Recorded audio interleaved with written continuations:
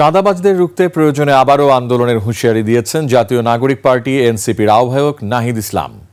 পিরোজপুরে জুলাই পদযাত্রার পথসভায় নাহিদ আরও বলেন, বৈষম্যহীন সমাজ বিনির্মাণে কাজ করে যাবে এনসিপি। পিরোজপুর প্রতিনিধি শিরিন আফরোজের তথ্য ও ছবিতে ডেস্ক রিপোর্ট। জুলাই পদযাত্রার ১৩তম দিনে পিরোজপুরের কেন্দ্রীয় শহীদ মিনারে জাতীয় নাগরিক পার্টির এ পথসভা।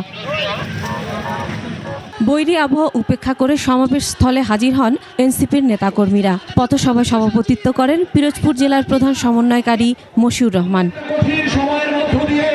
সমাবেশে নাহিদ ইসলাম বলেন, সব বিভাজন ভুলে সবকিছুর ঊর্ধ্বে গিয়ে বাংলাদেশকে নতুন করে গড়ে তুলতে এনসিপি বদ্ধপরিকর। চাঁদাবাজদের রুখতে প্রয়োজনে আবার আন্দোলন হবে। আমরা পুরনো ব্যবস্থায় ফিরে যেতে চাই না, আমরা দুর্নীতির ব্যবস্থায় ফিরে যেতে চাই না, আমরা মাফিয়া তন্ত্রের ব্যবস্থায় ফিরে যেতে চাই না।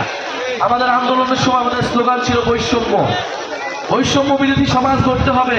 এ সময় বিএনপির প্রতি ইঙ্গিত করে তিনি বলেন, যারা বিপ্লবের শক্তি তাদের কেনার সাধ্য বাংলাদেশের কোনো রাজনৈতিক দলের হয়নি। ক্ষমতার ভাগবাটোয়ারা ছাড়া দেশ সংস্কারে তাদের কোনো সমর্থন পাওয়া যায়নি। এই যে গণ অভ্যুত্থানের পরে আমরা একটা সরকার পাইছি, সকলে মিলে আসুন এই সরকারকে সহযোগিতা করি এবং দেশটাকে নতুন করে গড়ে তুলি।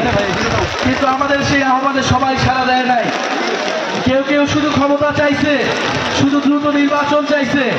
সংস্কার তাদের কাছে গুরুত্বপূর্ণ মনে হয় নাই।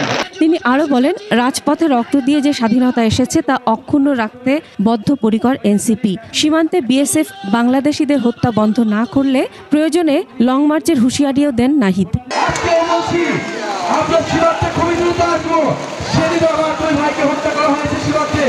সরকারের প্রতি কঠোর হতে হবে, আমাদের বিজেপিকে কঠোর হতে হবে। সীমান্তে জনগণ প্রস্তুত আছে, আমার সীমান্ত আমার মানুষকে রক্ষা করার জন্য সীমান্তে গিয়ে আমাদের। সোমবার জুলাই পদযাত্রা পটুয়াখালী ও বরগুনায়। Masum আলিসা, desk report, ২১ television.